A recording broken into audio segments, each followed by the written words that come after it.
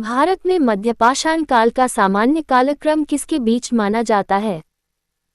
ए. 8000 BCE, 3000 BCE. B. 12,000 BCE, 2000 BCE. C. 15,000 BCE, 5,000 BCE. D. 10,000 BCE, 6,000 BCE. सही उत्तर है D. 10,000 BCE, 6,000 BCE. Bharat में मध्यपाषाण काल सामान्यतः लगभग 10,000 BCE से 6,000 BCE तक माना जाता है, यद्यपि विभिन्न क्षेत्रों में इसमें कुछ अंतर पाया जाता है।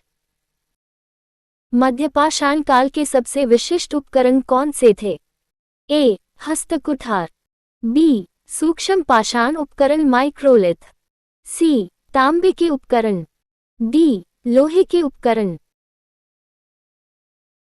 सही उत्तर है बी. सूक्ष्म पाषाण उपकरण माइक्रोलिथ. माइक्रोलिथ सूक्ष्म पाषाण उपकरण मध्यपाषाण काल की प्रमुख विशेषता थे।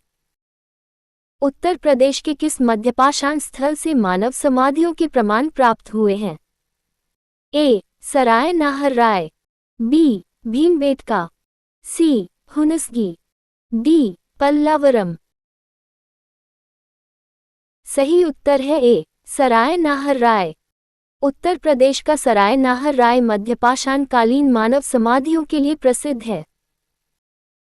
मध्यपाषाण काल में सर्वाधिक किस प्रकार के पशुओं का शिकार किया जाता था? ए. हाथी. बी. डायनासोर. सी. हिरण एवं अन्य जंगली पशु. डी. पालतू बड़े मवेशी. सही उत्तर है सी. हिरण एवं अन्य जंगली पशु। मध्यपाषाण मानव मुख्यतः हिरण तथा अन्य जंगली पशुओं का शिकार माइक्रोलिथिक उपकरणों से करता था। निम्नलिखित में से कौन सा मध्यपाषाण स्थल नहीं है? ए. बागोर. बी. मेहरगढ़. सी. आदमगढ़. डी. लानगहनाज. सही उत्तर है बी. मेहरगढ़. मेहरगढ़ नवपाषाण ताम्रपाषाण काल का स्थल है, जबकि अन्य सभी मध्यपाषाण स्थल हैं। भारत के सबसे बड़े मध्यपाषाण स्थलों में से एक बागोर किस राज्य में स्थित है? ए. राजस्थान. बी. उत्तर प्रदेश. सी. गुजरात. डी. मध्य प्रदेश. सही उत्तर है ए. राजस्थान. बागोर राजस्थान में कोठारी नदी के किनारे स्थित है। निम्नलिखित में से कौन सा नवाचार मध्यपाषाण काल से संबंधित है? ए. लौह गलाना. बी. लिपि का विकास. सी. ईंटों के मकान. डी. लकड़ी के हाथों में जड़े माइक्रोलिथों का प्रयोग. सही उत्तर है डी. लकड़ी के हाथों में जड़े माइक्रोलिथों का प्रयोग। माइक्रोलिथों को लकड़ी या हड्डी के हाथों में लगाकर संयुक्त उपकरण बनाए जाते थे। मध्यपाषाण काल में कुत्ते के पालतू बनाए जाने के प्रमाण कहाँ से प्राप्त हुए हैं? ए. हड़प्पा. बी. भीमबेटका. सी. बुरजहोम. डी. लानगहनाज. सही उत्तर है डी. लानगहनाज। गुजरात के लानगहनाज से कुत्ते के पालतू बनाए जाने के प्रमाण प्राप्त हुए हैं। कथन ए. मध्यपाषाण मानव ने शिकार के दृश्य दर्शाने वाले शैलचित्र बनाए। कारण आर. मध्यपाषाण काल में शिकार आजीविका का प्रमुख साधन बना रहा। ए. असत्य है, परंतु आर सत्य है. बी. ए और आर दोनों सत्य हैं तथा आर, ए की सही व्याख्या है. सी. ए और आर दोनों सत्य हैं, परंतु आर, ए की सही व्याख्या नहीं है.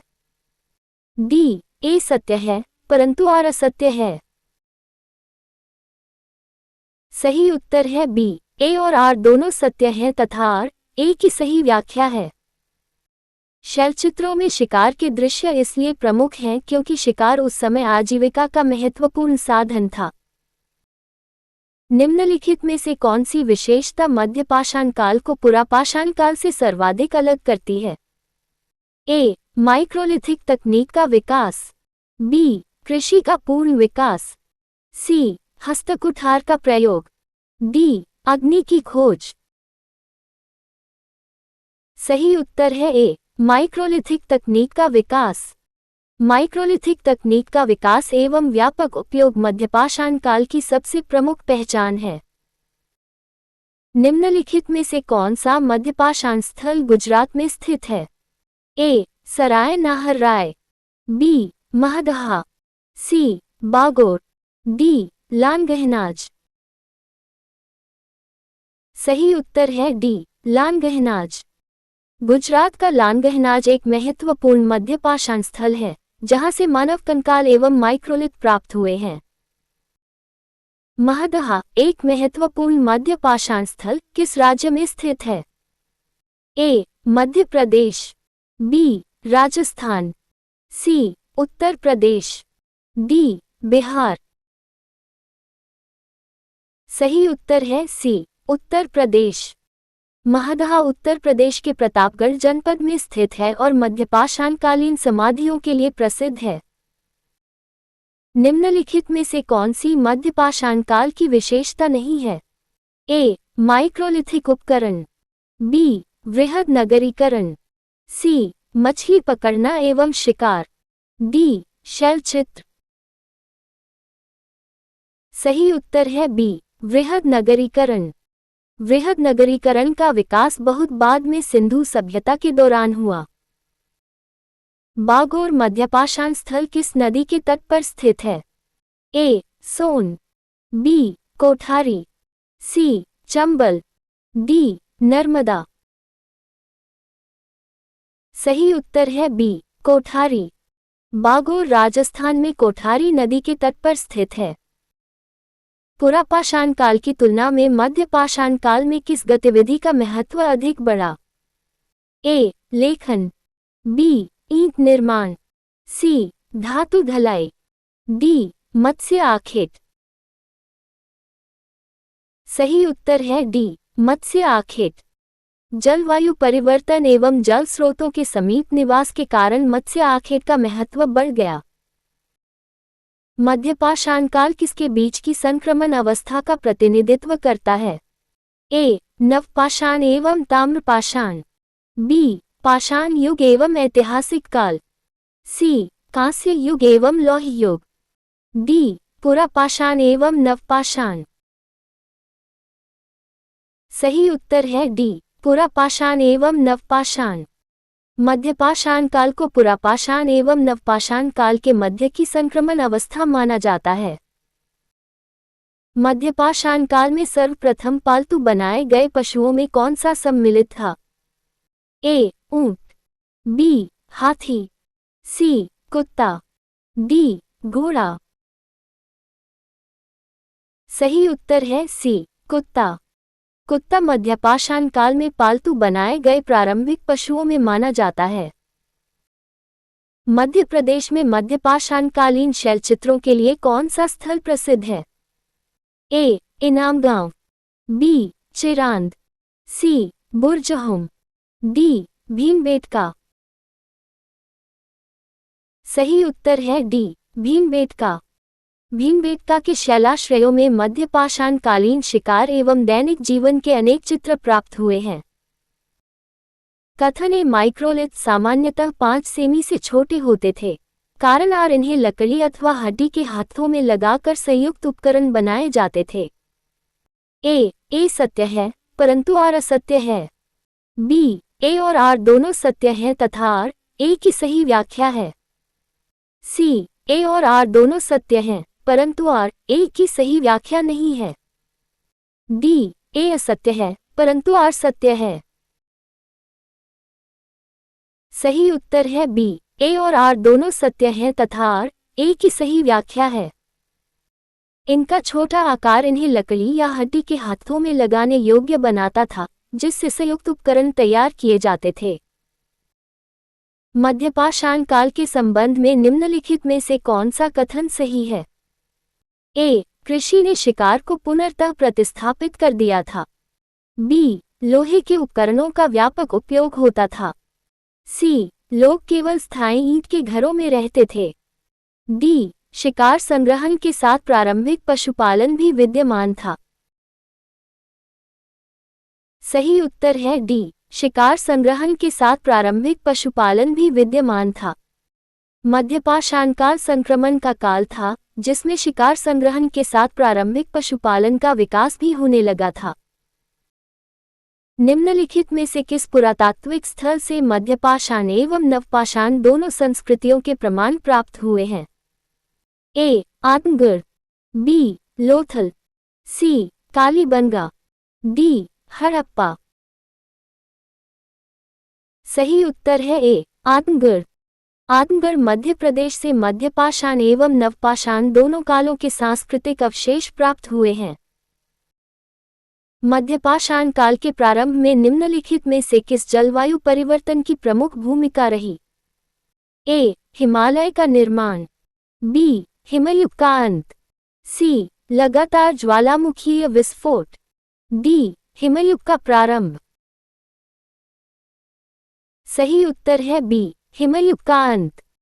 प्लीस्टोसीन हिमयुग की समाप्ति के बाद जलवायु गर्म होने पर मध्यपाषाण काल का विकास हुआ। मध्यपाषाण काल में भोजन का प्रमुख स्रोत क्या था? ए. व्यापक कृषि, बी. औद्योगिक उत्पादन, सी. मत्स्य आखेट, शिकार एवं भोजन संग्रह, डी. अन्य सभ्यताओं के साथ व्यापार। सही उत्तर है सी. मत्स्य आखेट, शिकार एवं भोजन संग्रह। मध्यपाषाण मानव मुख्यतः शिकार, मत्स्य आखेट तथा जंगली खाद्य पदार्थों के संग्रह पर निर्भर था। निम्नलिखित में से कौन सा मध्यपाषाण स्थल राजस्थान में स्थित है? ए. सराय नाहर राय, बी. बागोर, सी. लानगहनाज, डी. महदहा। सही उत्तर है बी. बागोर। राजस्थान के भीलवाड़ा जिले का बागोर भारत के सबसे बड़े मध्यपाषाण स्थलों में से एक है। मध्यपाषाण काल में अपेक्षाकृत स्थायी जीवन की शुरुआत का संकेत किससे मिलता है? ए. लोहे के हल का प्रयोग, बी. समाधियां एवं मौसमी बस्तियां, सी. पत्थर के किलों का निर्माण, डी. ईंट के मंदिर। सही उत्तर है बी. समाधियां एवं मौसमी बस्तियां। समाधियों एवं मौसमी बस्तियों से स्पष्ट होता है कि लोग कुछ स्थानों पर अपेक्षाकृत लंबे समय तक रहने लगे थे। मध्यपाषाणकालीन शैलचित्रों के संबंध में निम्नलिखित में से कौन सा कथन सही है? ए. ये ब्राह्मी लिपि में लिखे गए थे, बी. इनमें शिकार, नृत्य एवं दैनिक जीवन का चित्रण है, सी. इनमें केवल धार्मिक अनुष्ठान दर्शाए गए हैं, डी. इनमें केवल राजा एवं युद्ध दर्शाए गए हैं। सही उत्तर है बी. इनमें शिकार, नृत्य एवं दैनिक जीवन का चित्रण है। मध्यपाषाणकालीन शैलचित्रों में शिकार, नृत्य तथा दैनिक जीवन के दृश्य प्रमुख रूप से अंकित हैं। माइक्रोलिथ बनाने के लिए सामान्यतः किस पदार्थ का प्रयोग किया जाता था? ए. संगमरमर, B. Basalt, C. Granite, D. Quartz एवं चर्ट। सही उत्तर है डी. क्वार्ट्ज एवं चर्ट। माइक्रोलिथ बनाने के लिए क्वार्ट्ज, चर्ट, चाल्सेडोनी एवं जैस्पर का व्यापक उपयोग किया जाता था। निम्नलिखित में से कौन सा युग्म सही सुमेलित है? ए. सराय नाहर राय मध्य प्रदेश, बी. महदहा गुजरात, सी. लानगहनाज उत्तर प्रदेश, डी. बागोर राजस्थान। सही उत्तर है डी. बागोर राजस्थान। बागोर का संबंध राजस्थान से है, जबकि शेष सभी युग्म गलत हैं। कथन ए. मध्यपाषाण मानव ने धीरे धीरे पशुओं को पालतू बनाना प्रारंभ किया। कारण आर. जलवायु में सुधार के कारण अपेक्षाकृत स्थायी जीवन को बढ़ावा मिला। ए असत्य है, परंतु आर सत्य है, बी. ए और आर दोनों सत्य हैं तथा आर, ए की सही व्याख्या है, सी. ए सत्य है, परंतु आर असत्य है, डी. ए और आर दोनों सत्य हैं, परंतु आर, ए की सही व्याख्या नहीं है।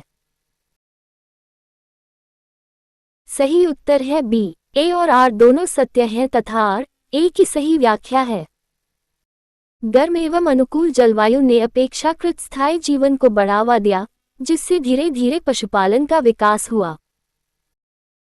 निम्नलिखित में से कौन सा कथन मध्यपाषाण काल का सर्वोत्तम वर्णन करता है? ए. नगरीय सभ्यता का काल।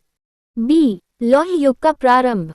सी. पुरापाषाण एवं नवपाषाण काल के मध्य संक्रमण काल। डी. पूर्ण विकसित कृषि का काल। सही उत्तर है सी. पुरापाषाण एवं नवपाषाण काल के मध्य संक्रमण काल। मध्यपाषाण काल पुरापाषाण जीवन शैली से नवपाषाण अर्थव्यवस्था की ओर संक्रमण का काल था।